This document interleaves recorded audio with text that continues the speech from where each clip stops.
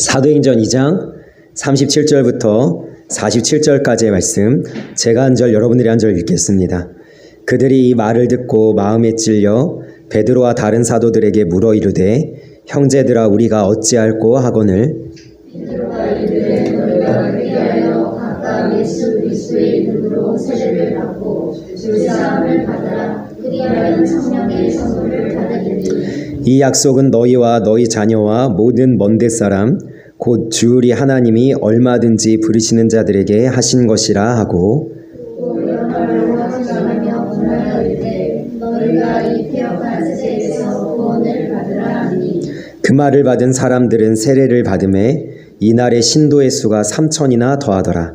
그들이 사도의 가르침을 받아 서로 교제하고 떠들어대며 오로지 기도하기를 믿으니라. 사람마다 두려워하는데 사도들로 말미암아 기사와 표적이 많이 나타나니, 믿는 사람이 다 함께 있어 모든 물건을 서로 통용하고 또 재산과 소유를 팔아 각 사람의 필요를 따라 나눠주며 날마다 마음을 같이하여 성전에 모이기를 힘쓰고 집에서 떡을 떼며 기쁨과 순전한 마음으로 같이 있습니다. 하나님을 찬미하며 또 온 백성에게 칭송을 받으니 주께서 구원받는 사람을 날마다 더하게 하시니라. 아멘. 우리가 사도행전 1장 그리고 2장 이렇게 쭉 지금 살펴보면서 1장과 2장과 연결되어지고 그 다음에 이 앞에 나와 있는 베드로의 설교까지 이어지는 장면에서 오늘 이제 결론 부분입니다. 이 모든 것이 이루어지는 결론의 부분에 어떤 일이 있었냐? 오순절을 맞이해서 예루살렘의 수단 지역에 흩어져 있던 사람들이 모였고, 그 다음에 예수님께서 1장에 약속하신 성령이 임함으로 말미암아 하나님의 놀라우신 그 임재와 성령의 역사 가운데 베드로가 이 장면을 요엘 선지자의 예언과 그 다음에 주 예수 그리스도의 다윗의 후손 되심에 대한 죽으심과 부활하심에 대해서 이렇게 설교를 하니까 사람들이 어떻게 반응하냐면 마음에 찔려 우리가 어찌할꼬, 이게 반응이죠. 그리고 베드로가 이렇게 이야기하는 겁니다. 우리가 어떻게 해야 됩니까? 라는 이 질문에 회개하라는 거죠. 회개하라. 그래서 이 회개라는 이 주제와 이 핵심을 가지고 오늘 말씀을 좀 나누려고 할 때에 회개가 무엇인가 라는 것에 대해서 좀 우리가 먼저 이야기를 해봅시다. 회개에 대해서 우리가 오해하고 있는 부분들이 있는데요. 제가 아닌 것을 먼저 좀 이야기를 하겠습니다. 여기서 아니라는 것은 회개가 이것을 포함하지 않았다는 이야기가 아니라 회개는 이것을 포함하지만 이것을 넘어서는 무언가가 돼야 된다는 거예요. 첫 번째는요, 회개는요, 마음가짐이 아닙니다. 내가 마음을 먹었다. 그게 회개가 아니에요. 야, 내가 오늘 참 이게 후회된다. 내가 그러지 말았어야 되는데. 내가 이제 그러지 말아야지. 이 정도의 마음가짐은 회개라고 말할 수가 없어요.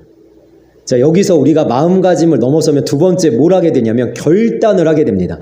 내일 다시는 그 죄를 짓지 않을 거야. 내가 그 죄를 지으면은 내가 내 손에 장을 지지지. 내 성을 바꿔야 돼. 막 이렇게 막 결단을 하잖아요. 돼요, 안 돼요? 안 되죠. 결단이 아니에요. 회개는 결단. 자, 세 번째는요. 아마 이 부분이 가장 우리가 오해하는 부분 중에 하나입니다. 회개는요, 감정이 아닙니다.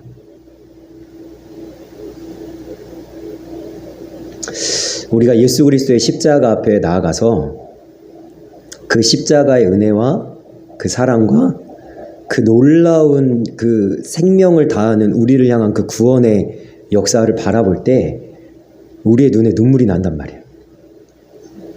그리고 어떻게 하죠? 가슴을 치고 통곡하면서 하나님 앞에 울기 시작합니다. 내가 죄를 지었습니다. 죄인입니다. 내가 잘못했습니다. 그래서 한참을 울어요. 그리고 뭐라고 얘기해요? 내가 회개했어. 다음 날 그 죄를 또 짓는단 말이에요. 그럼 회개한 게 아니란 말이에요. 자, 제가 세 가지를 얘기했습니다. 이게 다 연결되어 있기 때문에 잘 생각하셔야 돼요. 자, 회개는 뭐가 아니라고요? 마음가짐이 아니고 결단이 아니고 감정이 아닙니다. 그럼 도대체 회개가 뭐냐? 세례 요한이 이것에서 너무나 잘 이야기해 주고 있어요. 누가복음 3장으로 가봅시다. 누가복음 3장 8절부터 14절인데요. 자, 먼저 8절만 먼저 읽어봅시다. 8절만 한번 읽어보겠습니다. 시작. 그러므로 회개에 합당한 열매를 맺고 속으로 아브라함이 우리 조상이라 말하지 말라. 내가 너희에게 이르노니 하나님이 능히 이 돌들로도 아브라함의 자손이 되게 하시리라. 아멘. 자, 세례 요한이 세례를 받으러 온 여러 부류의 사람들을 향해서 이렇게 얘기하는 거예요. 회개에 합당한 열매를 맺으라는 거죠. 자, 간단하게 세례 요한이 뭐라고 얘기하는 거예요? 회개는 열매다라는 거예요. 너희들이 주 예수 그리스도 앞에서 그 은혜 앞에 서서 마음가짐을 가지고 결단을 하고 감정적으로 울었다면 거기서 멈추는 것이 아니라 그 마음가짐과 결단과 감정이 무엇을 만들어내야 된다는 거예요? 열매를 맺어야 된다는 거예요. 어떤 열매냐? 자, 그 다음 읽어보십시오. 자, 10절부터 읽어봅시다. 10절부터 14절 한번 읽어보겠습니다. 시작. 무리가 물어 이르되 그러면 우리가 무엇을 하리까? 아멘. 잠깐만요. 보세요. 우리가 오늘 본문에서 사도행전 2장 37절에 읽었던 베드로의 설교를 듣고 일어난 사람들의 반응과 지금 세례를 받으러 온 이 사람들의 반응이 똑같죠. 마음에 찔려 뭐라고 했어요? 우리가 어찌할꼬? 자, 이 세례를 받으러 온 이 사람들도 회개 합당한 열매를 맺으라고 하니까 뭐라고 얘기합니까? 그러면 우리가 무엇을 하리까? 그러니까 회개는요, 열매인데 다시 얘기하면 행동이고 삶의 실질적인 변화라는 겁니다. 마음, 결단, 감정을 넘어서서 뭐가 일어나야 돼요? 행동의 변화와 삶의 달라진 실제적인 모습이 있어야 된다는 거죠. 자, 그것을 이렇게 얘기하는 겁니다. 11절부터 14절 이제 쭉 읽어보겠습니다. 시작. 대답하여 이르되 옷 두 벌 있는 자는 옷 없는 자에게 나눠줄 것이요 먹을 것이 있는 자도 그렇게 할 것이니라 하고 세리들도 세례를 받고자 하여 와서 이르되 선생이여 우리는 무엇을 하리까 하매 이르되 부가된 것 외에는 거두지 말라 하고 군인들도 물어 이르되 우리는 무엇을 하리까 하매 이르되 사람에게서 강탈하지 말며 거짓으로 고발하지 말고 받는 급료를 족한 줄로 알라 하니라. 아멘. 자, 회개하면 어떻게 해야 돼요? 옷 두 벌 있는 자는 옷 없는 자에게 나눠줄 것이요 먹을 것이 있는 자도 그렇게 나눠주는 일이 벌어져야 된다는 거예요. 자, 제가 좀 이따 설명을 하겠지만 회개의 은혜가 있으니까 사도행전의 이 예루살렘 교회에서 무슨 일이 벌어졌습니까? 믿는 사람들이 모두 다 자기 재산을 팔아 자기의 소유를 가지고 모든 것들을 통용하는 일이 벌어지죠. 왜 이런 일이 벌어졌어요? 회개에 합당한 열매가 맺어지는 거예요. 자, 세리들도 우리는 무엇을 하리까 하니까 어떻게 이야기합니까? 부가된 것 외에는 거두지 말라. 자, 이스라엘은 로마의 식민지였기 때문에 이 세리들은 자기들의 동족에게서 이 엄청난 세금을 부과해서 로마에 바치고 남는 것은 자기가 꿀떡했단 말이에요. 근데 회개에 합당한 열매가 뭐예요? 이제는 너희들이 정확한 세금만 거두란 얘기하는 거예요. 자, 군인들도 물어봅니다. 우리가 무엇을 하리까? 그러니까 세 가지를 하지 말라는 거예요. 두 가지를 하지 말고 한 가지를 하라는 거예요. 강탈하지 마라. 군인들은 힘이 있죠. 근데 빼앗지 말라. 두 번째, 뭘 하지 마라? 거짓으로 고발하지 마라. 세 번째, 뭘 하라? 너희들의 받는 월급을 족한 줄로 하라. 그러니까 이게 실제적인 행동이 나타나야 된다는 건데, 자, 오늘 본문으로 우리가 와서 그러면 우리에게 일어나야 되는 실제적인 삶의 변화는 과연 무엇인가에 대해서 42절을 중심으로 오늘 설명을 하려고 하는데요.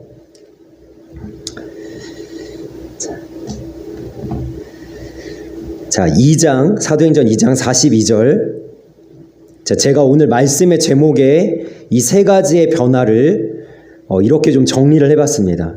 자, 이들이 회개에서 어떤 변화가 있었냐? 그들이 사도의 가르침을 받아. 이것이 첫 번째 변화입니다. 첫 번째 뭐가 달라졌냐면 듣는 것이 달라졌어요. 그 전에 이 사람들은요, 하나님 말씀 안 들었습니다. 사도의 가르침 안 들었어요. 왜요?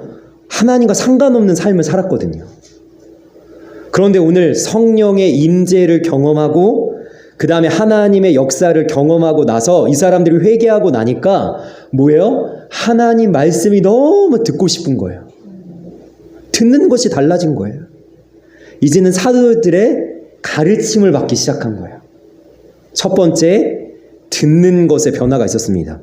자, 두 번째는, 자, 42절 중간에 보니까 서로 교제하고. 자, 이제 어떤 사람들이 교제하기 시작한 거예요? 믿음의 사람들끼리 만나기 시작한 거예요.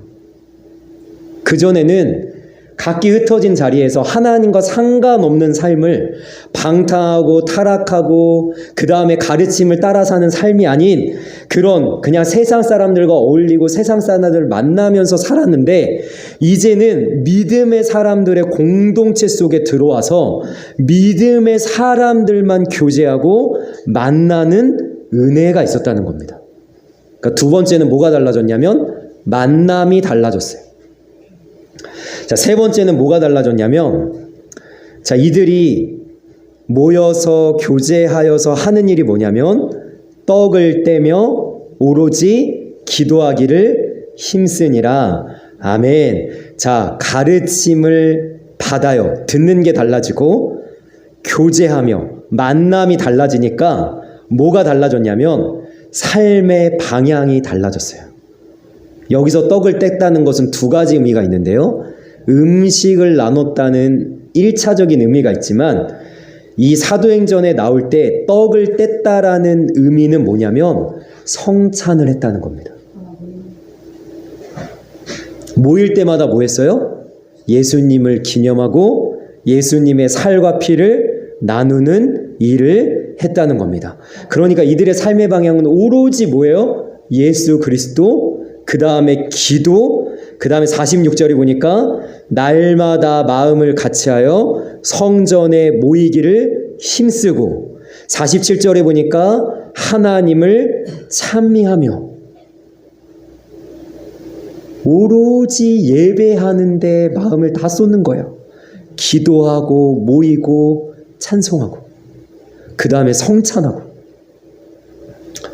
자, 그래서 이 세 가지를 우리가 연결해서 나누기 전에, 자, 이 사도행전 2장에 이 오늘 본문의 말씀을 가지고 사람들이 오해하는 것을 하나 바로잡고 우리 회개에 합당한 열매가 무엇인지 좀 나누고자 합니다. 자, 44절과 45절, 44절과 45절 다 같이 한번 읽겠습니다. 시작.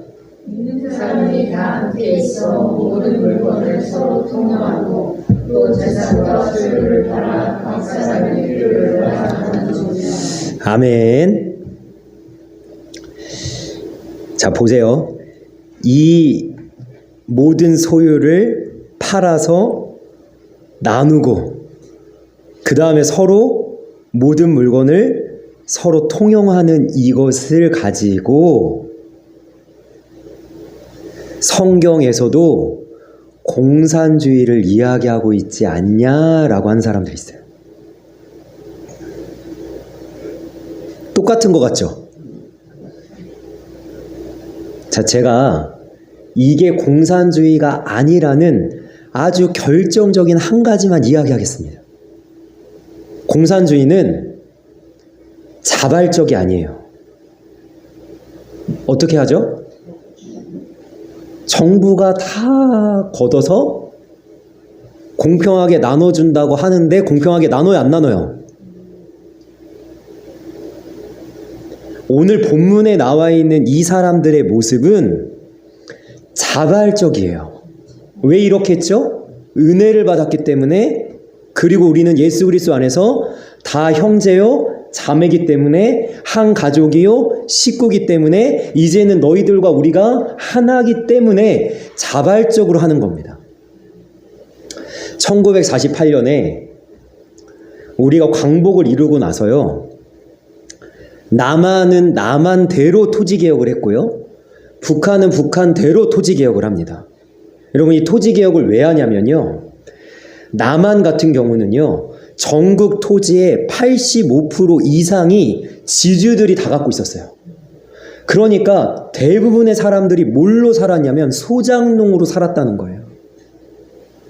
45년에 광복이 이루고 나서 신분의 개혁이 일어났습니다. 이제는 노비는 없습니다.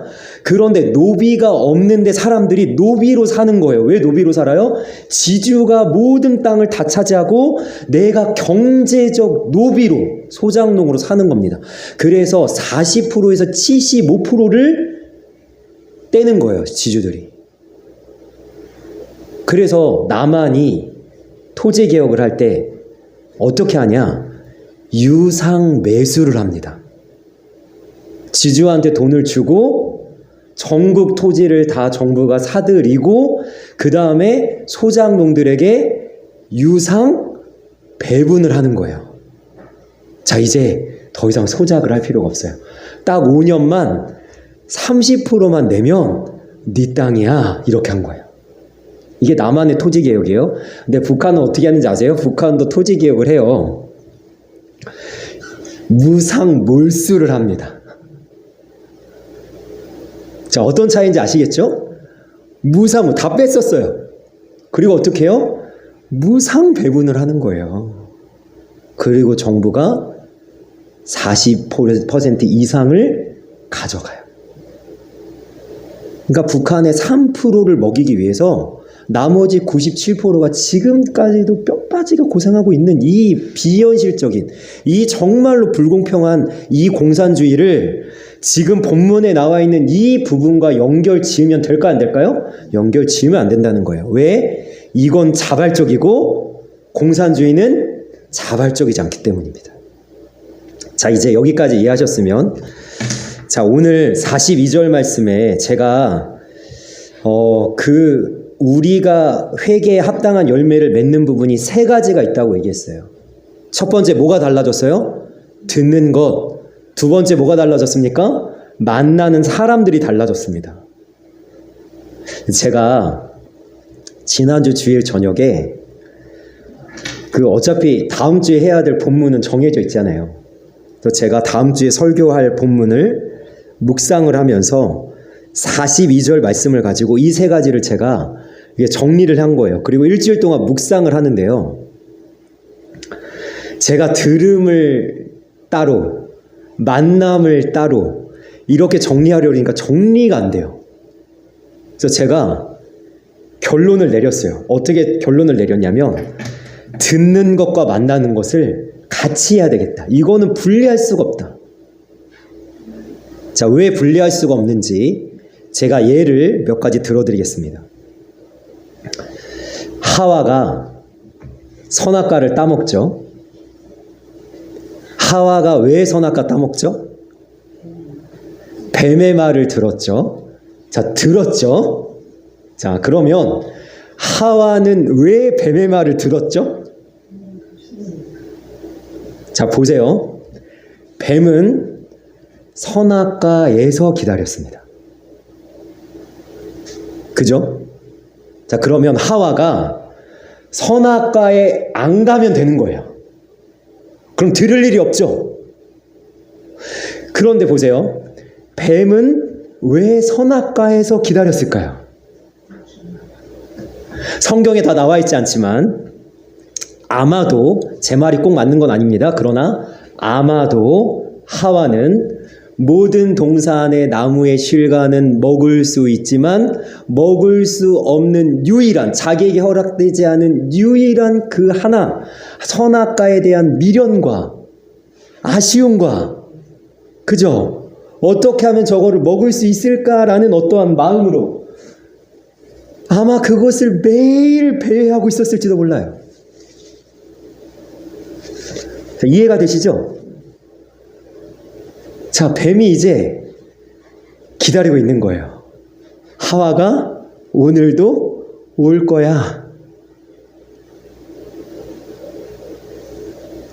하와가 선악과 근처에 안 갔으면 뱀을 만나지 않았을 거고, 뱀을 만났기 때문에 뱀의 말을 들었기 때문에 어때요? 선악과가 보암직도 하고 먹음직도 하고 참으로 탐스럽기도 한 열매인지라 라고 하는 마음의 유혹을 못 이기고 결국엔 선악과를 먹었다는 거죠. 여러분, 듣는 건 만나는 것 때문에 이루어지는 거예요. 만나기 때문에 듣는 거고, 들음은 뭐예요? 믿음을 낳습니다. 자, 그러니까요, 듣는 것과 만나는 건 분리가 되질 않아요. 여러분들이 오늘 이번 한 주 동안 무엇을 들었는지 생각을 해보십시오. 왜 그거 들었을까요? 여러분들이 스마트폰으로 쭉 넘기다가 그걸 클릭하신 거예요. 거기에 들어가신 거예요. 만났기 때문에 듣고 계신 거예요. 무엇을 듣고 계십니까? 무엇을 만나고 계세요? 자, 그런데 여기서 좀 더 들어가 보면 꼭 만나는 게 듣는 것과 연결되지는 않을 수도 있습니다. 왜 그런가? 요셉은 노예로 팔려갑니다. 어디로 팔려가죠? 보디발의 집에 팔려갑니다. 보디발의 집에 팔려갔더니, 자, 요셉에게는 보디발의 집이 자기 집이죠. 근데 보디발의 아내가 자기를 매일 유혹하는 거예요. 만약에 요셉이 노예가 아니라면 만나지 않으면 되고 도망가면 되는데 요셉은 도망갈 수가 없어요. 여기가 내 집이라니까요. 어딜 가서 살겠어요. 그래서 요셉은요, 보디발의 아내를 만나는 것까지는 어쩔 수가 없어요. 그쵸? 그런데 요셉이 뭘 하지 않습니까? 듣지를 않아요. 굉장히 중요한 겁니다, 이게. 그래서 심지어 요셉이 어떻게 하죠? 같이 있지도 않고 그 다음에 단둘이 있는 순간에 요셉이 어떤 결단을 합니까? 어찌하여 하나님 앞에 득제하리요. 겉옷을 버리고 도망치는 거잖아요. 우리가 만나는 걸 어쩌지 못하는 상황이 있어요. 학교를 다닌다거나, 반 친구들이 있다거나, 나에게 직장이 있다거나. 그러면요, 이 사람 말 안 듣고 싶다니까요. 이런 사람이랑 같이 안 있고 싶다니까요.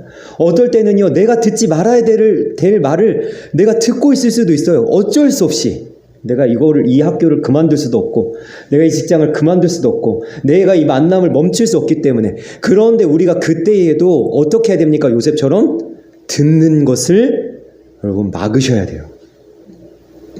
왜요? 믿음은 들음에서 난다고요. 이걸 잘 차단하셔야 돼요. 잘 차단하셔야 돼요. 그래서 오늘 제가 이 요셉의 이야기 끝에 이렇게 좀 정리를 해봤습니다. 회개는 듣는 것과 만나는 것을 돌이키는 거예요. 거기서부터 회개에 합당한 열매, 즉 삶에 대한 실제적인 변화가 시작되는 겁니다. 무엇을 듣는지, 누구를 만나고 있는지 우리가 점검해야 되고, 만약에 우리가 하나님이 기뻐하시지 않는 것을 듣고 있거나 만나고 있다면 그것 어떻게 해야 됩니까? 빨리 여러분 정리하시고 하나님이 기뻐하시는 것을 듣고 만나는 삶의 방향을 정하시기를 주님의 이름으로 소망합니다. 여러분, 유다 왕 중에는요, 요아스라는 왕이 있었어요. 자, 요아스가 어떤 왕이냐면요, 이 요아스가 태어나기 전에 이런 일들이 벌어집니다. 어떤 일이냐면, 데비 마마 아달랴라는 왕의 어머니 아달랴라는 여자가 있는데, 이 아달랴라는 여자의 아들이 아하시아입니다. 아하시아도 왕이에요. 유다의 왕 중에 아하시라는 왕이 있는데, 이 왕이 봉변을 좀 당합니다. 왜냐하면 악하게 살았기 때문에 하나님이 북이스라엘에 친하게 지낸 요람이라는 왕의 병문안을 갖다가, 이 병에 걸렸거든요. 그래서 병문안을 갖다가 북이스라엘의 예후라는 왕에 의해서 이 북이스라엘의 왕과 남유다의 이 아하시아 왕까지 죽임을 당해요. 이게 하나님이 예언하신, 북이스라엘과 남유다가 죄를 워낙 지으니까 하나님 심판하시는 건데요. 이 아달랴가 자기의 아들인 아하시아가 죽고 그 아하시아의 아들들을 전부 다 죽입니다. 이해가 안 되시죠? 어떻게 할머니가 자기 손주들 다 죽이냐? 그런데 이 설명을 하면 이해가 되실 거예요. 아달랴가 누구냐면요, 그 아버지가 아합입니다. 제가 몇 번 말씀드렸죠? 북이스라엘의 역사상 가장 악한 왕이 아합 왕이고, 아합 왕의 아내가 누구예요? 이 아달랴의 어머니가 이세벨이에요. 엘리야 죽이려고 했던 그죠? 나봇의 포도원을, 나봇을 죽여버리고 그 포도원을 아합 왕에 바치는 잔악무도하고 너무나 잔인한 이 왕비가 이세벨이 자기 어머니 아달랴가, 그러니까요, 사단이 하는 역사죠. 다윗의 후손을 끊으려고 하는 사단의 이 술수가 여러 번 있습니다. 여러 번 있어요. 헤롯이 예수님 태어나고 나서 2살 아래로 다 죽이죠. 이런 일들이 벌어진단 말이에요. 그래서 다윗의 후손을 끊는 거예요. 왜? 예수 그리스도가 탄생하거든요. 다행히 이 요아스가 간신히 혼자 살아남는 거예요. 이 갓난아기가. 그래서 제사장 여호야다가 6년을 성전에 숨깁니다. 그리고 7살 되던, 7년째 되던 해에 혁명을 일으켜서, 아달랴가 그때까지 왕권을 계속 유지하고 있었거든요. 그래서 아달랴를 처형하고 다윗의 후손인 이 요아스를 왕위에 앉힌 거예요. 자, 그리고 나서, 자, 오늘 말씀 한번 읽어볼게요. 열왕기하 24장이거든요. 열왕기하 24장 2절 먼저 읽어보겠습니다. 2절 말씀 한번 읽어보겠습니다. 시작. 제사장 여호야다가 세상에 사는 모든 날에 요아스가 여호와 보시기에 정직하게 행하였으며, 아멘. 자, 한번 찾아보시겠어요? 역대하입니다. 역대하. 죄송합니다. 역대하 24장 2절.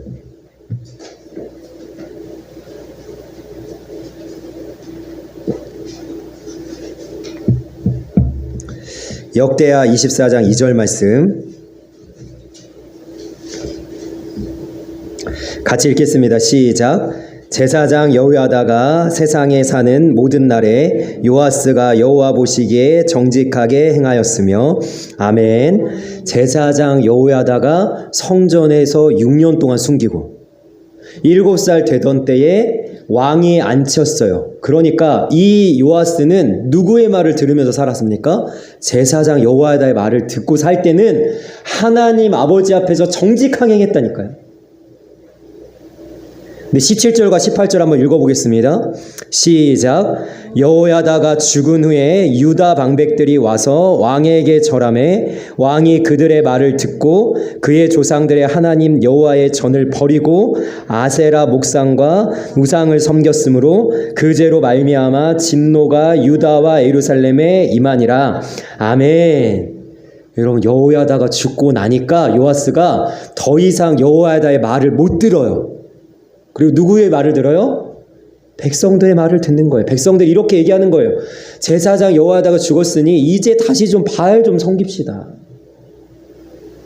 다시 좀 우리 아세라 좀 섬깁시다. 이렇게 얘기하니까 그 백성들의 말을 듣고 여호와의 전을 버리고 하나님의 말씀을 내팽개치고 우상을 섬기기 시작한 거예요. 여러분, 우리가 무엇을 듣는지 누구를 만났는지 이렇게 중요하다니까요. 제사장 여호야다를 만나고 제사장 여호야다의 말을 들을 때는 하나님 섬기는데 제사장 여호야다의 말을 더 이상 듣지 못하고 그를 만나지 못할 때는 뭐예요? 우상을 섬기는 일이 벌어지는 거예요. 한 가지 예를 더 들어봅시다. 아브라함이 아내 사라의 말을 듣습니다. 언제? 가나안 땅에 거한 지 10년째 됐을 때. 아직도 아들을 못 낳고 10년을 기다렸어요. 자, 사라가 아브라함한테 이렇게 얘기합니다. 여종 하갈에게서 아들을 좀 낳자. 자, 아브라함이 사라의 말을 듣고 어떻게 돼요? 아들을 낳죠. 하나님 말씀을 들어야 되는데 사람의 말을 들어도 이렇게 되는 거예요. 그러니까 아브라함이 이제 이때 제가 볼 땐 결심을 한 것 같아요. 제가 지금 말하는 건 꼭 그런 건 아닙니다. 그럴 수 있다는 거예요. 자, 창세기 22장에 보니까 이삭을 바치는 이 장면에 여러분 사라가 등장해요? 안 등장해요? 등장하지 않죠. 아브라함이 사라와 의논을 하지 않는다고요. 왜 그럴까요? 사라의 말을 듣지 않고 뭐 하겠다는 거예요? 하나님 말씀만 듣겠다는 거예요. 여러분, 이러한 회개가 우리 안에 있기를 원합니다. 여러분, 우리가 무엇을 보고 무엇을 듣고 무엇을 만나고 계세요? 여러분들이 일주일 동안 여러분들이 정말로 관심을 갖고 시선을 두고 여러분들이 정말로 마음을 쓰는 일이 도대체 무엇입니까? 여러분, 그것이 정말 회개할 것이라면 이 시간을 통해서 내려놓고 삶의 방향을 바로 잡으시길 원합니다. 여러분, 이 사람들이 듣는 것과 만나는 것이 달라지니까 방향이 달라지는데 어떻게 돼요? 오로지 기도에 힘쓰고 성전에 모이기를 힘쓰고 그 다음에 하나님을 찬미하는 일이 벌어지는 거예요. 여러분, 이 삶의 방향이 달라진 한 사람이 있습니다. 그가 누굽니까? 사도 바울이에요. 사도 바울은 하나님에게 열심히 있던 자였습니다. 그런데 이 열심의 방향이 잘못되니까 어떻게 돼요? 예수님 믿는 자들을 다 잡아 죽이는 거예요. 스데반 집사가 죽는 것을 마땅히 여기는 거야. 그런데 이 사람의 방향이 달라지니까 어떻게 돼요? 자기가 예수님의 복음을 따르는 자들을 다 잡아 죽였는데 이제는 그 복음을 위해서 자기의 생명을 다하는 자가 되었다는 거예요. 여러분, 삶의 방향이 달라진다는 건 제 이 하나의 이야기만 하고 말씀을 마칠 텐데요. 여러분, 우리에게는요 24시간이라는 물이 있어요. 이 물은요 여러분들이 흐르기를 원하든 원하지 않든 흘러내려오는데요. 자, 여러분들이 마음을 쓰고 시간을 쓰는데 이 물줄기가 흘러내려가는 거예요. 쫙. 여러분, 어디에 마음을 쓰시는지에 물줄기가 내려가죠. 그 중에 하나가 우리가 하나님을 믿기 때문에 어디에 있어요? 하나님한테 있죠. 그런데 이 물줄기가 쭉 흘러내려가는데 하나님한테 다 쏟아지고 하나님한테 다 드려져야 되는데 그렇게 되질 않아요. 왜? 우리가 다른 물줄기도 너무 많이 파놨어요. 자, 그러면 삶의 방향을 바꾼다는 게 뭐냐면요, 다른 물줄기를 다 차단하는 거예요. 듣는 거 만나는 거 다 차단해요. 그리고 나의 24시간, 나의 모든 물질과 나의 모든 애씀과 나의 모든 노력이 다 어디로만 흘러가게 만드는 거예요? 하나님에게만 흘러가게 만드는 거예요. 이게 방향이 바뀌는 거예요. 너무 많은 물줄기를 두지 마세요. 너무 많은 물줄기. 하나님만 생각해도 24시간이 모자라요. 하나님의 말씀에만 집중하고 하나님만을 바라보는데도 나의 모든 이 시간이 부족하다니까요. 그래서 바울은요, 이 모든 물줄기를 차단한 거예요. 자기의 모든 학식과 학벌과 자기의 모든 배운 어떠한 그 모든 것들을 다 배설물로 여기고 나는 주 예수 그리스도와 그의 십자가에 못 박히신 것 외에는 다른 것 알지 않기로 작정하노라. 그래서 물줄기가 하나이기 때문에 그는 하나님을 위해서만 살아간 거예요. 오늘 말씀을 정리해 봅시다. 우리가 회개에 합당한 열매를 맺어야 되는데 그것은 세 가지로 이야기할 수 있습니다. 듣는 것이 달라져야 되고, 만나는 것이 변화되어야 되고, 우리의 삶의 방향이 하나님께 맞춰져야 됩니다. 이것을 위해서 하나님 앞에 회개하시고 내려놓을 것을 내려놓으시고 하나님 앞에 집중하고 몰입하는 온전한 신앙의 삶을 살아갈 수 있기를 주님의 이름으로 간절히 소망합니다. 기도하겠습니다. 살아계신 하나님, 우리가 하나님의 말씀 앞에 섭니다. 이 말씀에 마음이 찔려 우리가 어찌할꼬 했던 이 사람들처럼 이들이 회개하여서 듣는 것과 만나는 것과 방향이 달라진 것처럼 우리도 이 말씀이 우리를 움직여서 하나님의 은혜로 말미암아 회개하게 하시고 회개에 합당한 열매를 맺게 하여 주옵소서. 우리의 듣는 것과 만나는 것을 점검하기를 원합니다. 하나님이 기뻐하지 않으시는 것들은 과감하게 버리고 내려놓게 하시고 우리가 하나님을 향하여서 온 마음과 온 힘을 다 쏟는, 그렇게 주님을 닮아 주님을 따라가는 신앙의 삶을 살아갈 수 있도록 우리를 붙들어 주시고 우리를 만져 주옵소서. 감사하며 예수님의 이름으로 기도합니다. 아멘.